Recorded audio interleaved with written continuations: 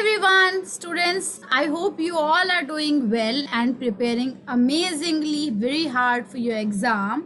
जैसे कि आपको पता है आपका एग्ज़ाम स्टार्ट होने वाला है from the month of February.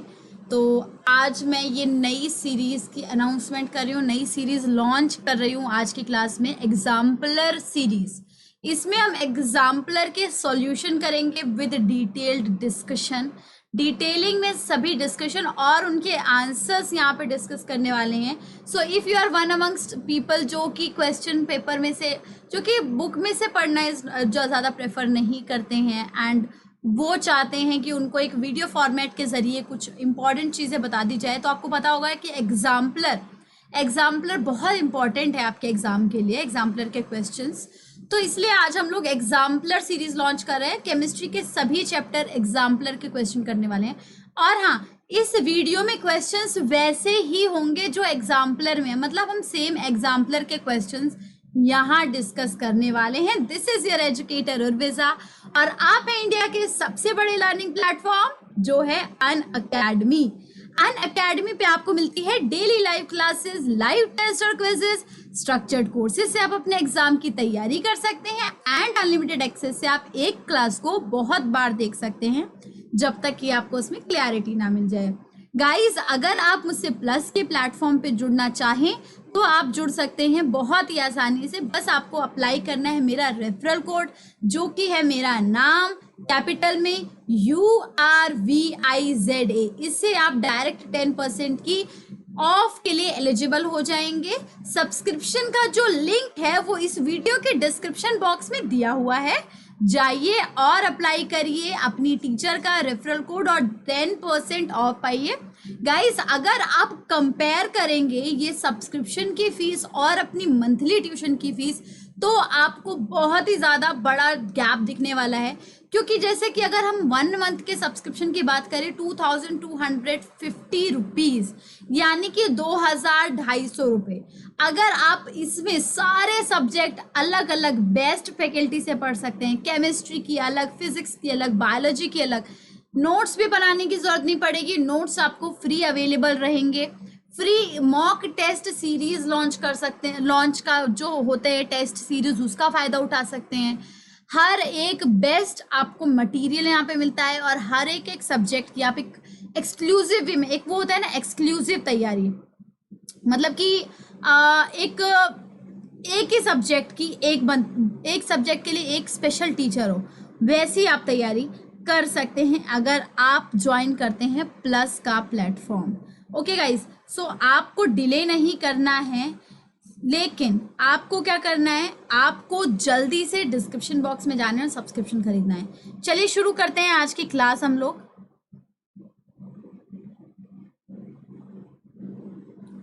So first question of today is, ये देखो मैंने आपको बोला कि क्वेश्चंस वैसे ही रहेंगे जैसे एग्जाम्पलर में पूछे गए हैं। मैंने 19th क्वेश्चन से क्यों शुरू किया, बिकॉज पहले उसके जो क्वेश्चन है वो MCQ के बेसिस में है, वो MCQ का मैं लास्ट में कराऊंगी। जब डिस्कशन कर लेंगे हम सभी long and short question answers का, तब MCQ स्टार्ट होगी। तो पहला क्वेश्चन जो कि है 19वां क्वेश्चन, पहला शॉर्ट आंसर क्वेश्चन है, that is right the balanced chemical equation for the following reaction and identify the type of reaction in each cases. पहला क्वेश्चन है, nitrogen gas is treated with hydrogen gas, nitrogen you all know N2, hydrogen you all know H2, in the presence of catalyst, किसी एक catalyst की presence में जो कि burn हो रहा है at the temperature 773 kelvin to form ammonia gas. आपको पता है अमोनिया क्या होती है, अमोनिया एंड अमोनियम में बहुत बच्चे डिफरेंस नहीं पता लगा पाते। तो मैंने आपको बोला है अमोनियम, यानी कि अगर स्पेलिंग बड़ी है तो हाइड्रोजन बड़ा हो जाएगा, NH4 हो जाएगा। अमोनिया यानी कि स्पेलिंग छोटी है तो हाइड्रोजन कम, यानी कि NH3। तो आपको ये बहुत ही ईजी सा रिएक्शन है, आप इसको आराम से लिख सकते हैं, nitrogen reacting with hydrogen to form ammonia. ये रिएक्शन इस तरीके से आप लिख सकते हैं, कैटलिस्ट आप दिखा सकते हैं। And the most important thing is guys कि इन रिएक्शंस को आपको बैलेंस करना आना चाहिए। आपको पता है नाइट्रोजन N2 के फॉर्म में होता है, हाइड्रोजन H2 के फॉर्म में होता है, लेकिन फिर भी जो प्रोडक्ट है आपका NH3 है, यानी कि नाइट्रोजन कम हाइड्रोजन ज्यादा है, तो अभी आपको इसको बैलेंस करना आना चाहिए, अदरवाइज आपके रिएक्शन के सारे मार्क्स कट जाएंगे।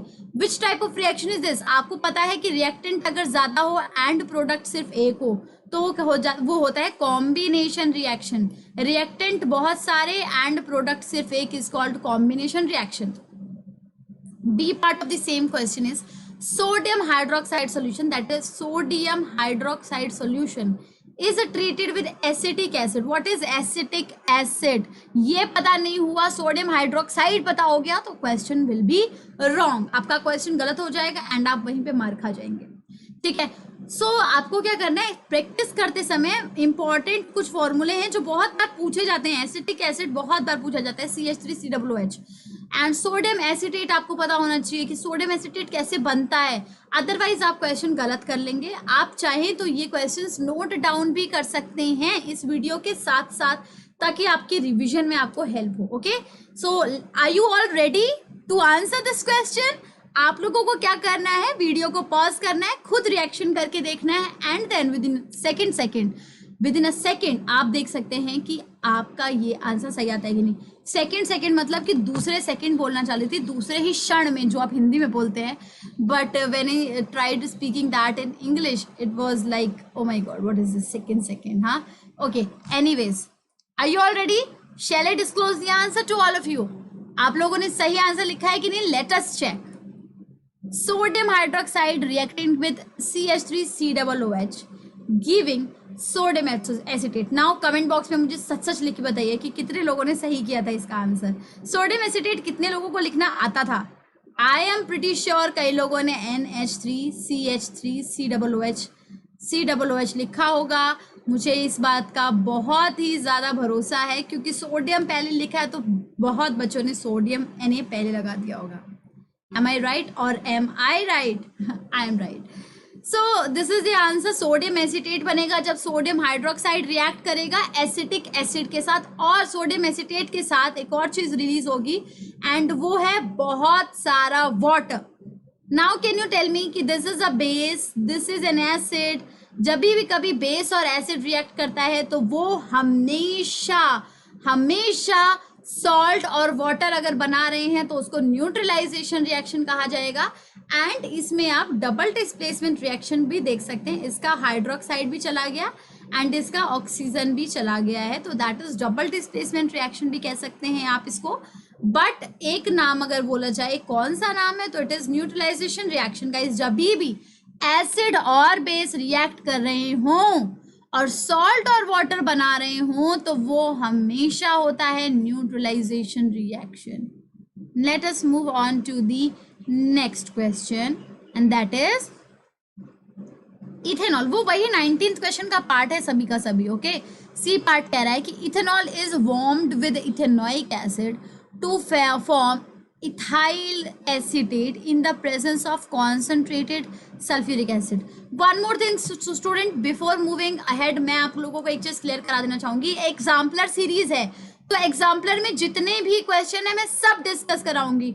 Do not worry about anything. मैं हर चैप्टर का पार्ट बना दूंगी कि चैप्टर 1 के exemplar series part 1, part 2, part 3 जितने भी पार्ट बनेंगे आई विल ट्राई कि मैं कम से कम पार्ट बनाऊं एंड एक पार्ट में ज्यादा से ज्यादा क्वेश्चन इंक्लूड करने की कोशिश करो, because we have no limit कि कितने हमें क्वेश्चंस इंक्लूड करने हैं।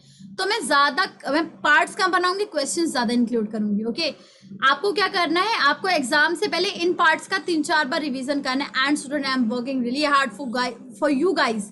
अगर आप लोगों को सीरीज पसंद आती है तो इसको जरूर लाइक, शेयर और सब्सक्राइब करो। अदरवाइज मुझे यार वो मोटिवेशन नहीं आता अंदर से। आई नीड मोटिवेशन के लिए आपको इस वीडियोस पे कम से कम 1000 व्यूज चाहिए। मुझे 1000 व्यूज से कम अगर व्यूज आ रहे हैं देन आई विल थिंक कि बस कुछ काम का नहीं है ये। Okay, so ethanol is warmed with ethanoic acid. Ethanol क्या होता है, कौन सा एल्कोहल ग्रुप है ये? You guys know that what is ethanol? C2, what is H, how many H, how many OH? Now you have to answer this question. बस आपको क्या करना है, इसको पॉज करना है और इसका आंसर करने की कोशिश करनी है। इथेनॉल जब वार्म होगा इथेनोइक एसिड के साथ, ठीक है, to form ethyl acetate in the presence of sulphuric acid. Are you guys ready? Okay, here we go. It is C2H5OH। Eth मतलब होता है दो बार कार्बन। वेन एवर इथेनॉल कोई भी अगर ग्रुप की बात करते हैं ना, तो डबल में एक ज्यादा हाइड्रोजन जोड़ देना है आपको। एंड जैसे कि आप इधर बात करेंगे इथेनोइक एसिड, इसका कार्बन कितना होता, अगर इथ लिखा है तो 2 कार्बन होता, डबल में एक जोड़ा यानी कि 5 हाइड्रोजन होना चाहिए। एंड कितना होना चाहिए कार्बन, आपको पता है कि जो इथेनोइक एसिड होता है उसमें सिर्फ डबल होता है, क्योंकि उसमें एक और कार्बन का एक मॉलिक्यूल ऑक्सीजन के साथ जुड़ा रहता है। तो जब भी आप कार्बोक्सिलिक एसिड्स की बात करते हैं तो उसका जो ग्रुप होता है वो हमेशा ऐसा होता है। अगर जितने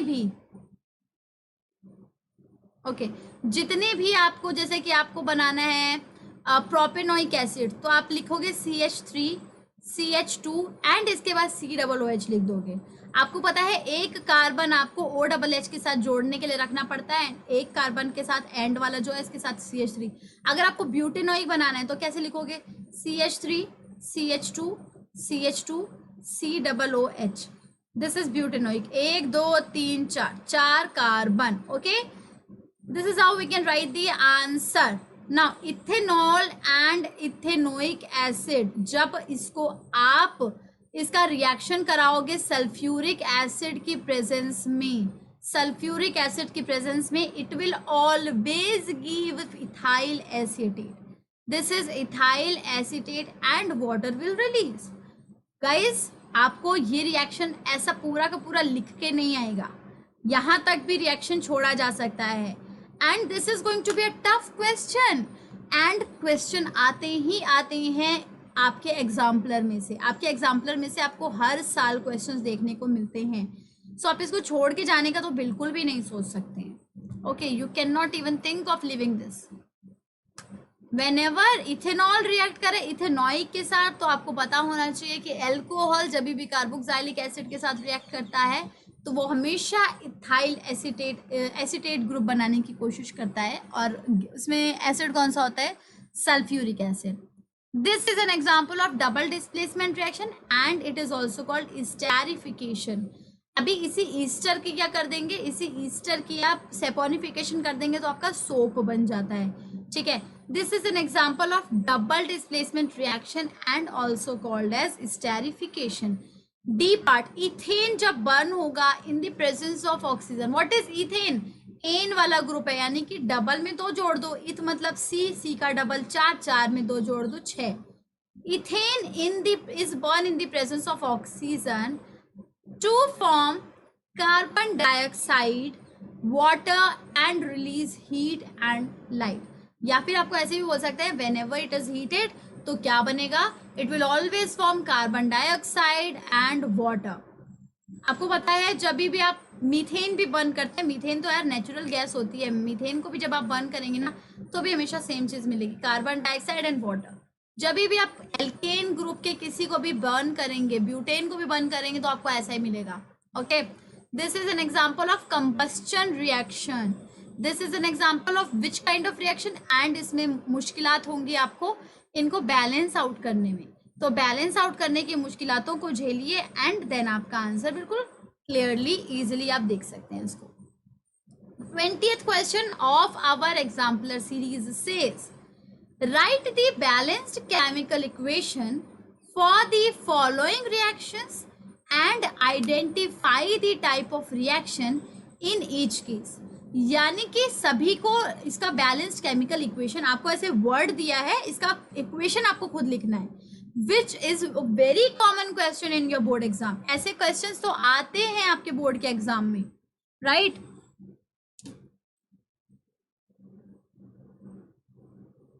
आपको ऐसे वर्ड प्रॉब्लम दे दी जाती है ना, आपको इनके रिएक्शंस लिखने होते हैं। थर्माइट रिएक्शन, जो थर्माइट रिएक्शन है, इन थर्माइट रिएक्शन जो आयरन का 3 ऑक्साइड है रिएक्ट कर रहा है एल्यूमिनियम के साथ, आप बताओ क्या इसमें डिस्प्लेसमेंट होगा? इधर आयरन है, इधर एल्यूमिनियम है, क्या ये डिस्प्लेस करेगा? Do you know the reactivity series Kedarnath का महंगा आलू? Now you have to decide कि ये करेगा कि नहीं करेगा। And give molten iron and aluminium oxide, जब इसको आप रिएक्ट करेंगे तो आपको आयरन अलग हो जाएगा एंड ऑक्साइड हो जाएगी। इससे पता क्या चल रहा है, एक चीज बता दूं, रिएक्शन का टाइप तो पता चल ही गया, पढ़ते ही पता चल जाना चाहिए कि आयरन का ऑक्साइड था, आयरन अलग हो गया, एल्यूमिनियम अकेला आया था, एल्यूमिनियम का ऑक्साइड हो गया, यानी कि धोखेबाजी हुई है आयरन के साथ। तो क्या है, डिस्प्लेसमेंट रिएक्शन है। Let us see how you will write it. Iron का 3 ऑक्साइड का देखो, आयरन के 3 ऑक्साइड का मतलब होता है आयरन जो ट्रांजिशन मेटल होते हैं, आयरन, जिंक, कॉपर, इनके इनकी जो वैलेंसी होती है वो वेरी करती है, ट्रांजिशन मेटल होते हैं ये, इसलिए इनकी वैलेंसी ज्यादातर बार ब्रैकेट में लिखी होती है। अगर इसमें 3 लिखा है यानी कि इसकी वैलेंसी इस बार आपको 3 रखनी है। आपको पता है ऑक्सीजन की वैलेंसी इज ऑलवेज -2, इनको आप क्रॉसिंग करोगे एंड बन जाएगा Fe2O3, इसलिए ये यहाँ पे लिखा होता है ना आयरन का 3 ऑक्साइड। कई बच्चे क्या गलती कर देते हैं, Fe3O2 लिख देंगे, so this will be wrong guys, ये गलत हो जाएगा। आयरन का 3 ऑक्साइड मतलब ये नहीं होता कि आयरन के आगे 3 लगाना है, इसका मतलब कि इसकी वैलेंसी 3 है, क्रॉसिंग करते हुए वैलेंसी एक्सचेंज हो जाती है। अब ये रिएक्ट कर रहे हैं, एल्यूमिनियम की क्या वैलेंसी होती है, एल्यूमिनियम की वैलेंसी होती है +3, ऑक्सीजन की -2, इसीलिए Al2O3। कई बार बच्चे इन चीजों की वजह से रिएक्शन से घबरा जाते हैं, छोड़ देते हैं। आपको वैलेंसी नहीं पता है तो आपको आपको अपनी पीरियोडिक टेबल लर्न करनी है कम से कम 20 तक, उसमें आपको कई सारी वैलेंसी पता चल जाती है। वैलेंसी पता लगाना is not a big thing, valency पता करना क्या बड़ी चीज है, नहीं। आपको अगर एटॉमिक नंबर पता है उसको कन्फ्यूगरेशन में लिख देंगे 2 8 8, आखिरी में जो बचा जितना चाहिए वो वैलेंसी, जितना लूज करेगा वो valency. Okay, this is an example of displacement and redox reaction also, क्योंकि आयरन के पास से ऑक्सीजन जा रहा है तो आयरन हो रहा है रिड्यूस, एंड ऑक्सीजन के पास आयरन एल्यूमिनियम के पास ऑक्सीजन आ रहा है तो एल्यूमिनियम हो गया ऑक्सीडाइज। तो रिडक्शन भी यहाँ पे हो रहा है, ऑक्सीडेशन भी यहाँ पे हो रहा है, so that is why it is known as redox reaction. Redox मतलब क्या होता है, रिडक्शन भी एंड ऑक्सीडेशन भी। Second, B part, magnesium ribbon is burned in an atmosphere of nitrogen gas to form solid magnesium nitride. This is the simple reaction. Magnesium जब आप burn करते हैं नाइट्रोजन गैस की प्रेजेंस में, magnesium night, क्योंकि nitrogen का क्या होता है, वैलेंसी कितनी होती है, -3 वैलेंसी होती है, मैग्नीशियम की वैलेंसी होती है +2, तो इसीलिए वैलेंसी आपकी एक्सचेंज होती है, इसीलिए नाइट्रोजन के आगे 2 एंड मैग्नीशियम के आगे 3 लगा दिया जाता है, magnesium nitride. This is an example of combination reaction. Obviously reactant की साइड 2 थे एंड प्रोडक्ट की साइड 1 ही आया। This is the reaction guys, इसमें मैंने हाइड नहीं किया था, आई एम सो सॉरी, आप अपना आंसर नहीं लिख पाए होंगे। Chlorine gas is passed in an aqueous potassium iodide. What is potassium iodide? How will you write it? Potassium की क्या होती है valency, do you no? Potassium की वैलेंसी भी 1 होती है एंड आयोडीन की वैलेंसी भी -1 होती है, इसलिए potassium iodide can be written Ki simply. Valency याद रख लीजिए बच्चे, बिकॉज अगर आपको वैलेंसी नहीं पता है तो आप उनका फॉर्मूला नहीं करेक्टली लिख पाएंगे। अगर आप पोटेशियम आयोडाइड के सॉल्यूशन से क्लोरीन गैस पास कराते हैं तो वो बनाता है पोटेशियम क्लोराइड का solution and solid iodine, potassium chloride का सॉल्यूशन यानी कि KCl and solid iodine. Let us see how you can write the equation. Are you all ready with your equation? Pause कर दिया video. Okay, 5 4 3 2 1, here we go. It is potassium iodide reacting with chlorine giving potassium chloride and iodine. आपको पता है non metals में जो जितना ऊपर होता है वो उतना ज्यादा रिएक्टेंट होता है। फ्लोरीन, क्लोरीन, ब्रोमीन, आयोडीन, आपको पता है ना, तो जो जितना ऊपर, क्योंकि ये लोग खींचते हैं, नॉन मेटल्स खींचते हैं, तो अगर क्लोरीन मौजूद है तो ऑब्वियसली आयोडीन को वो रिप्लेस करेगा, आयोडीन को बोलेगा तुम यहाँ से जाओ, क्योंकि क्लोरीन इज मोर रिएक्टिव। लेकिन मेटल के केस में ऐसा नहीं होता, मेटल के केस में जो जितना नीचे उतना रिएक्टिव। सोडियम के नीचे, लिथियम के नीचे अगर सोडियम है तो सोडियम ज्यादा रिएक्टिव, सोडियम के नीचे अगर पोटेशियम है तो पोटेशियम ज्यादा रिएक्टिव, क्योंकि ये लूज करते हैं, तो इनके शेल्स बढ़ते हैं तो इलेक्ट्रॉन लूज करना ज्यादा आसान होता है। देखो केमिस्ट्री का मैं एक मैराथन सेशन भी रख सकती हूँ अगर तुम चाहोगे तो, मैं 24 घंटे की भी वीडियो बना सकती हूँ जिसमें मैं शुरू से लेके आखिरी तक सारे कॉन्सेप्ट समझा दूँ, but you have to be at least ready for that. मैं वो सेशन रख सकती हूँ दिसंबर या फिर जनवरी में, अभी नहीं।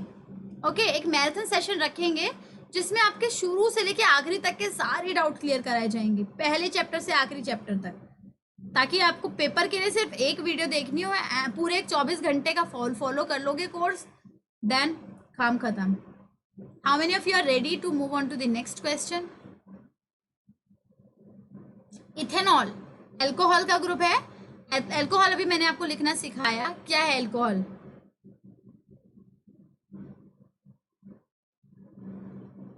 C2 पहले लिखो, इथ के इथ लिख के C2 लिखो, डबल का एक ज्यादा 5 और OH का एक ग्रुप इसमें ऐड होता है।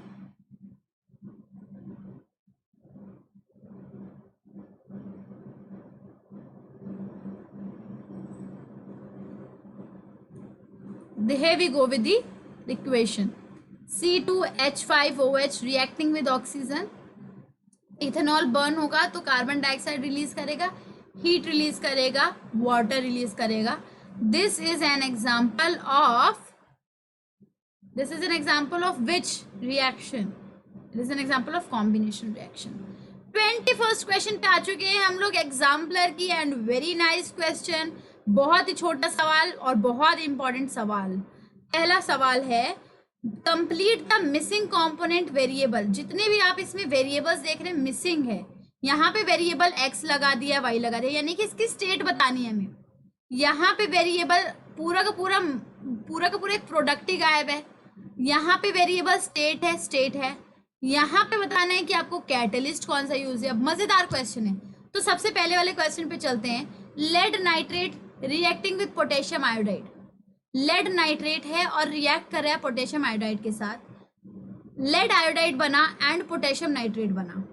Now you have to tell me कि इनकी स्टेट क्या होगी। सेकंड बोल रहा है कॉपर रिएक्ट कर रहा है सिल्वर नाइट्रेट के साथ और ये बना रहा है आपको पता है सिल्वर सबसे कम रिएक्टिव होता है, तो अगर कॉपर है तो सिल्वर को तो हटना ही हटना है। ये रिएक्शन इजी है। कॉपर नाइट्रेट बन जाएगा। कॉपर की क्योंकि वैलेंसी 2 होती है, +2 होती है, इसीलिए यहाँ पे 2 लगाया था। लेकिन सिल्वर की वैलेंसी कितनी होती है? 1, इसलिए यहाँ पे कोई भी वैलेंसी नहीं लगी थी। एंड दूसरी चीज पूछ रहा है क्या ऑब्वियसली यहाँ पे सिल्वर होना चाहिए। ये तो बहुत ही नकली सवाल है सेकंड वाला। ओके, सी वाला जिंक है, सल्फ्यूरिक एसिड है, जिंक सल्फेट आ गया, हाइड्रोजन गैस रिलीज हुई। क्योंकि कभी भी अगर मेटल के साथ एसिड रिएक्ट करता है, अगर सिर्फ मेटल है, मेटल का ऑक्साइड नहीं है, सिर्फ मेटल है, तो जो एसिड का जो हाइड्रोजन है वो अलग निकल जाता है। अगर मेटल का ऑक्साइड होता तो हाइड्रोजन के साथ वाटर भी, ऑक्सीजन भी इसका कंबाइंड हो जाता है और वाटर बनता है। तो जिंक सल्फेट बना। कैल्शियम कार्बोनेट को जब आप क्या करेंगे तो calcium oxide and carbon dioxide gas release होगी। These are the 4 equations. I want you to pause the video for few second and then answer. 5 4 3 2 1 and here we go.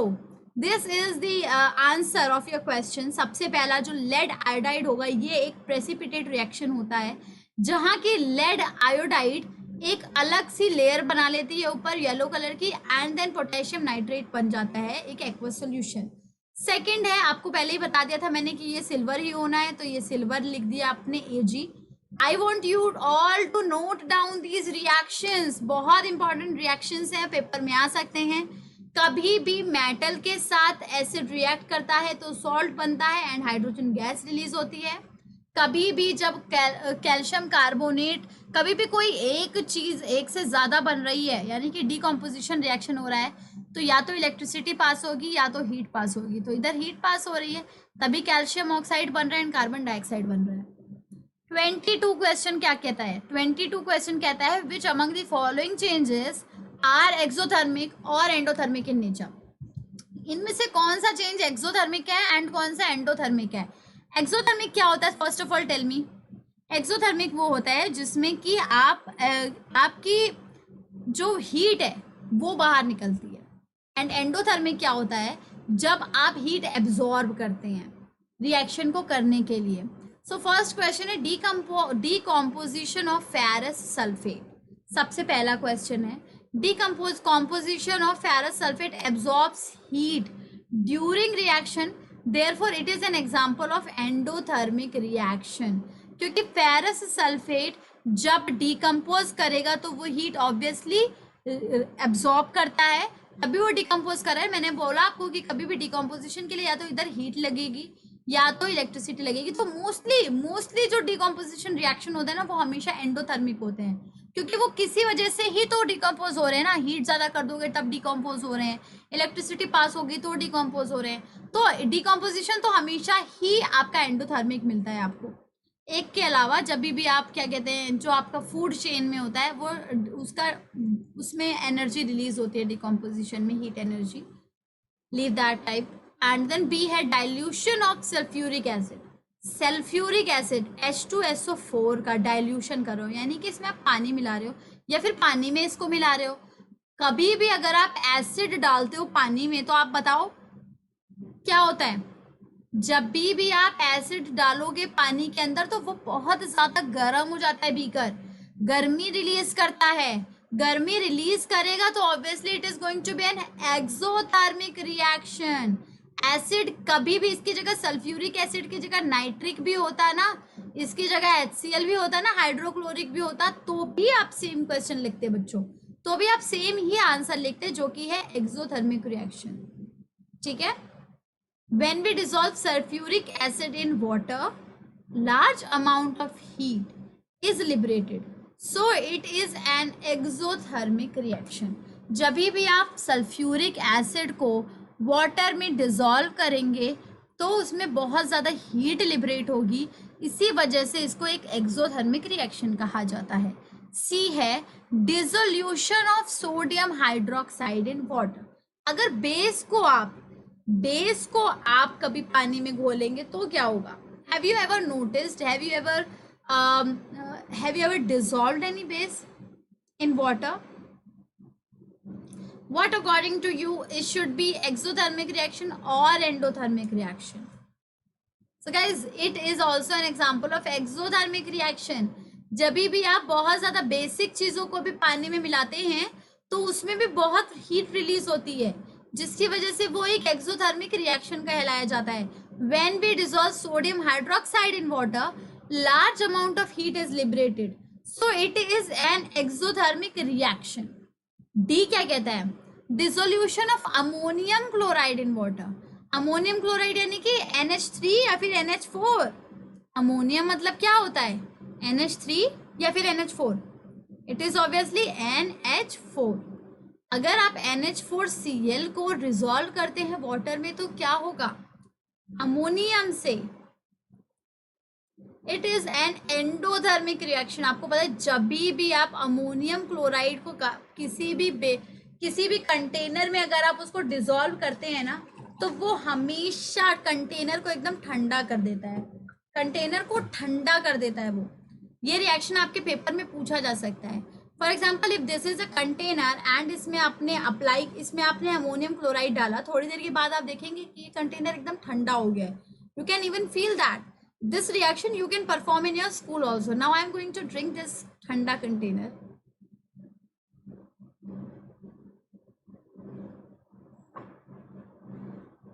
Mixing of ammonium chloride in water absorbs heat from reaction mixture, therefore it is an example of endothermic reaction. Now 23rd question पे we have already reached guys. आप लोग ये question करते करते कितना आलस दिखाते हैं, एग्जाम्पलर कितनी टफ लगती है आप लोगों को, है ना। एग्जाम्पलर करना यार is a very very tough job, tough nut to crack. But अब हम लोग अनअकैडमी के let's crack 10th and CBSE channel पे पढ़ेंगे एंड हम लोग ये एग्जाम्पलर सीरीज चुटकियों में करने वाले हैं, because you are the students of Urvija ma'am and आपको क्वेश्चंस करने हैं बिना किसी डर के। मैं कोशिश करूंगी कि आपके फिजिक्स, केमिस्ट्री एंड बायोलॉजी सभी के एग्जाम्पलर सीरीज को ऐसे ही चुटकियों में करा सको। Okay, identify the reducing agent in the following reaction. In reaction में रिड्यूसिंग एजेंट आइडेंटिफाई करो। एक है NH3 5O2 NOH2O, यानी कि अमोनिया ऑक्सीजन के साथ इसको आप हीट कर रहे हो तो ये बनाएगा nitrogen monoxide and water release होगा। तो आपको बताना है कि इसमें रिड्यूसिंग एजेंट कौन सा है, यानी कि रिड्यूसिंग एजेंट क्या होता है, दूसरे को या तो हाइड्रोजन दे दिया या तो किसी का ऑक्सीजन छीन लिया। Now guys this is an example of oxidation and reduction. बहुत बच्चों को दिक्कत होती है। अब आप मुझे देख सकते हैं क्लियरली, नाइट्रोजन के पास हाइड्रोजन था लेकिन इसने अपना एक हाइड्रोजन किसको दे दिया, इसको दे दिया ऑक्सीजन को। एंड इसके ऑक्सीजन में से एक ऑक्सीजन खुद चुरा लिया। ये क्या हुआ है? नाइट्रोजन हुआ है ऑक्सीडाइज्ड हुआ है। आपको देखना है ऑक्सीडाइज्ड कौन हुआ है। This has been oxidised, this has been reduced. तो जो ऑक्सीडाइज हुआ है उसने दूसरे को रिड्यूस किया होगा। So this is going to be reducing agent, this is going to be oxidising agent, क्योंकि इसने दूसरे को अपना ऑक्सीजन दिया है। NH3 is an reducing agent and reducing agent and oxidising agent हमेशा रिएक्टेंट साइड में से चूज करते हैं पूरा का पूरा। आप कभी भी ऐसे नहीं बोलोगे कि nitrogen is an reducing agent, नहीं। नाइट्रोजन के साथ जो हाइड्रोजन था उन दोनों की मिली भगत थी, दोनों ने आपस में डिस्कस किया होगा कि तुझे मैं वहां भेज रहा हूँ, मैं उसका ऑक्सीजन ले रहा हूँ, तो उसने बोला होगा ठीक है। जब दोनों के दोनों इस बात के लिए राजी हुए होंगे तभी तो हुआ होगा। तो ऑक्सीडाइजिंग एजेंट, रिड्यूसिंग एजेंट हमेशा आपका ये पूरा रिएक्टेंट साइड के वाले कंपाउंड को कहते हैं। इस कंपाउंड में कौन था ऑक्सीडाइज कर रहा है दूसरे को, रिड्यूस कौन कर रहा है? ये अपना हाइड्रोजन इसको दे रहा है जबरदस्ती, यानी कि इसको रिड्यूस करने वाला हुआ ये रिड्यूसिंग एजेंट। ये रिड्यूस हुआ है, ये रिड्यूस हुआ है, इसको रिड्यूस करने वाला कौन है? ये। तो ये हो गया रिड्यूसिंग एजेंट। एंड ऑक्सीडाइज क्या हुआ है, कौन हुआ है? ये। और आप एक तरीके से और रख सकते हैं, ऑक्सीडाइज्ड जो होगा वो हमेशा एजेंट बनेगा किसका? वो हमेशा रिड्यूसिंग एजेंट बनेगा। एंड जो रिड्यूस्ड होगा वो हमेशा ऑक्सीडाइजिंग एजेंट बनेगा।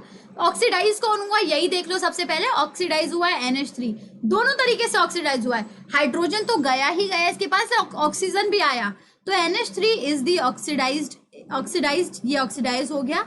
एंड रिड्यूस्ड कौन हुआ है? रिड्यूस हुआ है O2 रिड्यूस हुआ है, तो यही हुआ रिड्यूसिंग, ये हुआ ऑक्सीडाइजिंग एजेंट, दूसरों को ऑक्सीडाइज करके खुद रिड्यूस हो गया। सेकंड क्वेश्चन में बताइए इसमें से कौन हुआ?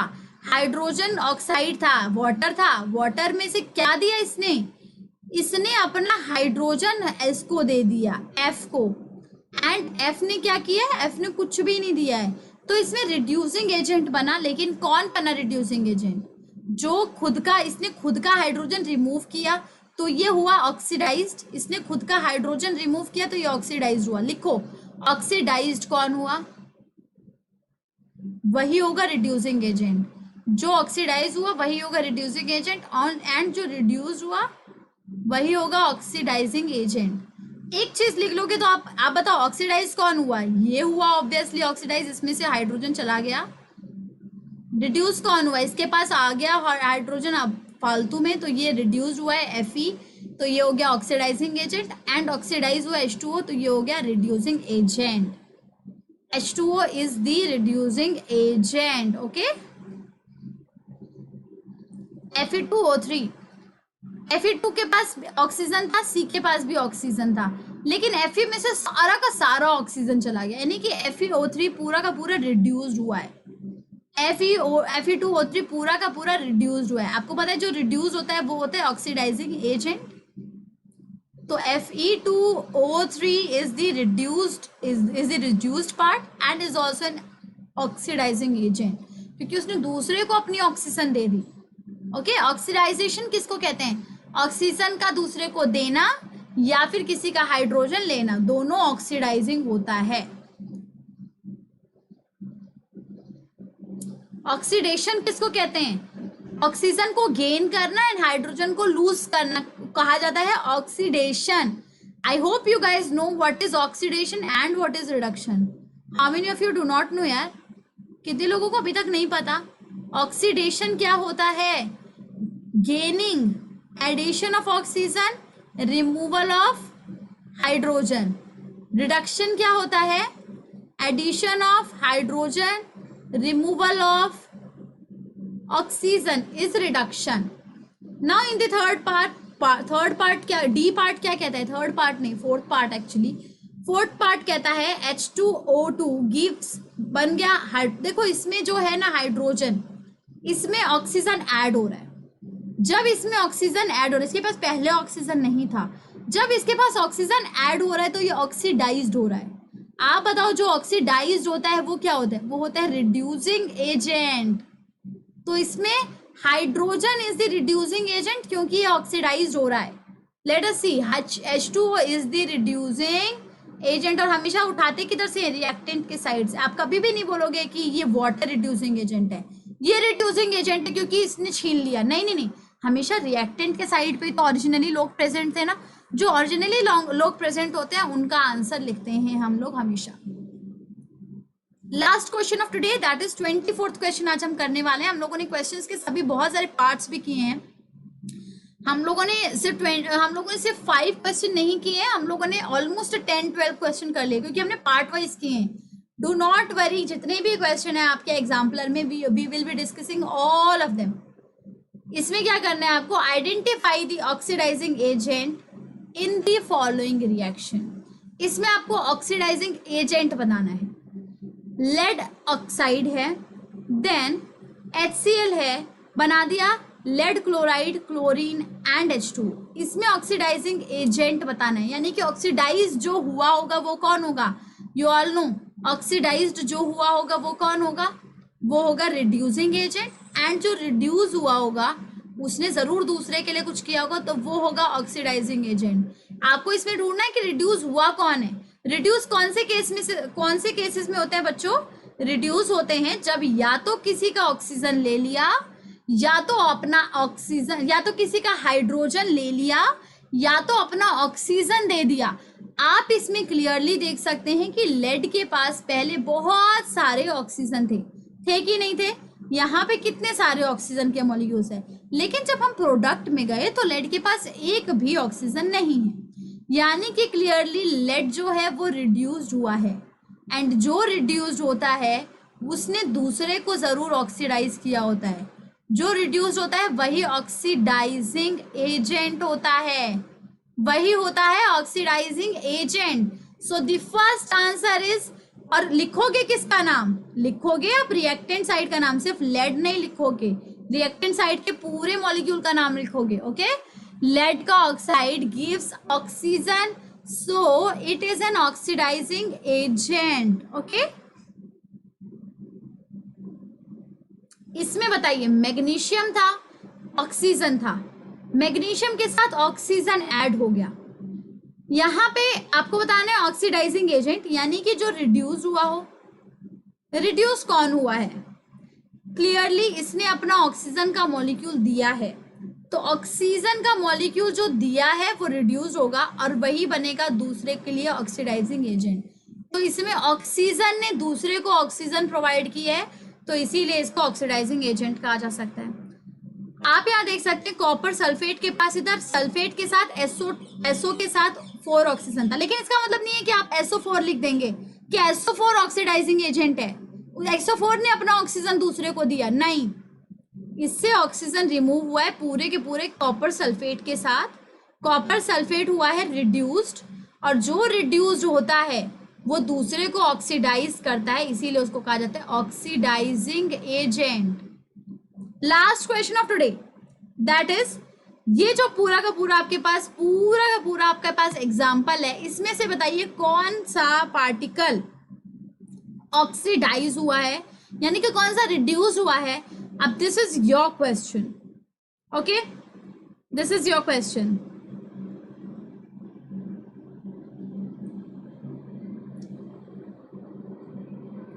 Okay, I hope you all have answered this.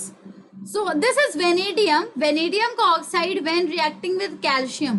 Vanadium का ऑक्साइड जब रिएक्ट कर रहा है कैल्शियम के साथ तो वेनेडियम अलग हो गया एंड कैल्शियम ऑक्साइड अलग हो गया। ऑब्वियसली ऑक्सीजन खुद का लूज किया, यानी कि खुद रिड्यूस्ड हुआ। खुद रिड्यूस्ड हुआ होगा तो दूसरे को ऑक्सीडाइज किया होगा, यानी कि ऑक्सीडाइजिंग एजेंट बना होगा। ऑक्सीडाइजिंग एजेंट बना होगा, यही कौन बना? क्या सिर्फ वेनेडियम बना? नहीं, ये पूरा का पूरा मॉलिक्यूल V2O5, ये पूरा का पूरा मॉलिक्यूल रिस्पॉन्सिबल है।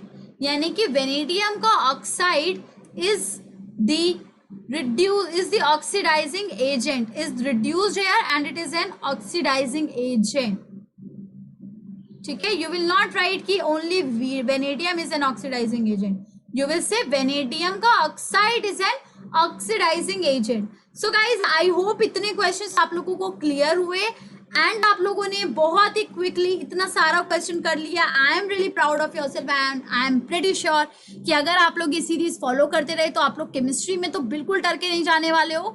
100 on 100 आप लोग साइंस में स्कोर करने वाले हो, क्योंकि मैं प्लस में पढ़ा रही हूँ आपको biology, because I am basically a biology educator on plus.